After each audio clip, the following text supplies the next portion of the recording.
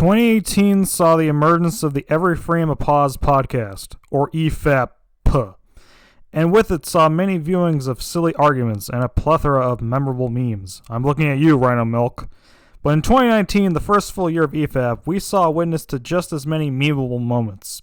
And thus, it seemed like a good idea to take a look back at some of the best that this wacky show has had to offer.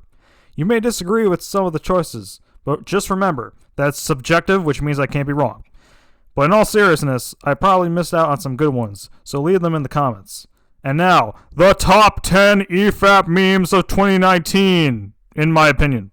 Number 10, Slice and Dice from EFAP number 25.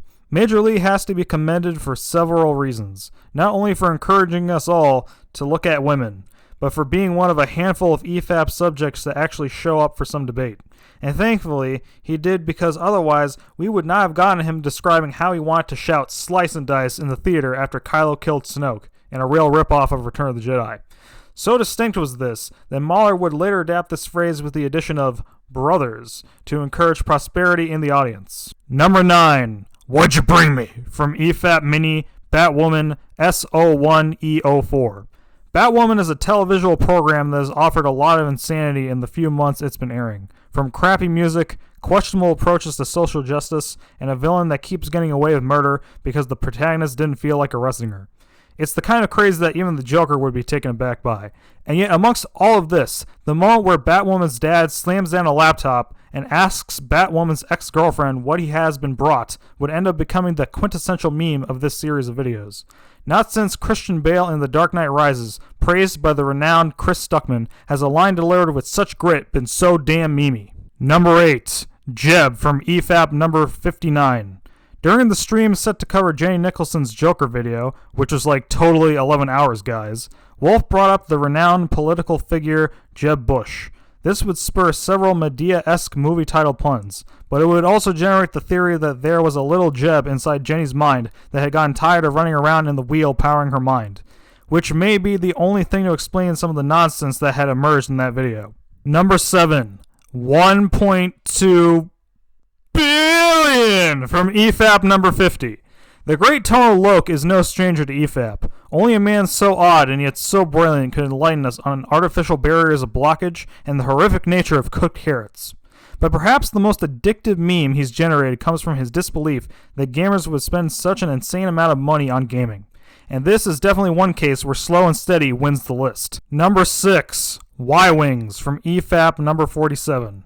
Much like Tonal, Just Right is a pillar of EFAP, enlightening us on reader response theory, but his most iconic moment of the year emerged in a video attempting to disprove objectivity. Gosh, wonder who he was aiming for there. Bringing up the infamous bomber scene from Star Trek The Last Jedi, he attempted to defend Rian Johnson's choice to have the rebellion, resistance, whatever, using those big-ass bomb ships instead of the pre-established Y-Wings. While his attempt to disprove objectivity throughout the video was pretty weak sauce, the point that stood out the most was his claim that most people do not know what a Y-Wing is. An argument so baffling and insulting to the audience's intelligence, I apparently felt the need to write down my reaction to it months before EFAP covered the video. But of course, it was Wolf's rant about it afterwards that solidified this as a line to remember, with the cherry on top being that the Y-Wings would return in The Rise of Skywalker just to show that right was wrong. One of the few highlights of that film. Number 5, What Makes Good Rat from EFAP number 47. Since EFAP began, many important questions and critical discourse have been raised. Is objectivity possible? What is the value of lore? Is water wet? But one of the most vital emerged when Brown Table posed the question, what makes good art? However, due to questionable font choices, an even more important question was raised. What makes good rat? We may never know, but it has been fun to say, and the term good rat has since been used to describe works of high quality, including various bits of fan art and memes. Number 4, The Hatemongers of the Toxic Brood from EFAP number 29. Great work is not always appreciated in its day, and the community of EFAP has been called a lot of things in the relatively short time it's been around, many of which are pretty hyperbolic, hypocritical, or contradictive. But perhaps one of the more ironically enduring statements describing the podcast and the fans is when some guy called AJ Caraballo 95 decreed that those who would dare encourage negativity for The Last Jedi were in fact part of a toxic brood. The name has since been used as a badge of pride as EFAP continues its assaults of verbal terrorism and hate-mongering on the internet. Number 3. Islay of Man from EFAP number 54. Truly, it can be the most random of things that end up creating memes. After a stream looking at Quentin with a very sleepy Aiden Paladin, Mahler was encouraged to take a look at the flag for the Isle of Man, a locale not often mentioned. Having been exposed to the awesome Welsh flag for most of his life, his shock and surprise at seeing this three-legged monstrosity be the symbol of a people led to one of the most intense bursts of cackling from the gas-masked one, which would solidify this as a flag to remember. Number 2. Longman Bad from EFAP number 22. After covering enough takes, sometimes you just need a phrase to sum up the majority of the arguments you see, and a look at Jack Saint provided one. While he may claim to the contrary, many of the arguments in his Mahler takedown ultimately amount to being pretty basic, without much strong evidence, particularly when it came to how length was a primary issue of badness. And thus, the popular Orange Man Bad meme, used to condense basic generic arguments against that one guy Quentin hates, was adapted into Long Man Bad.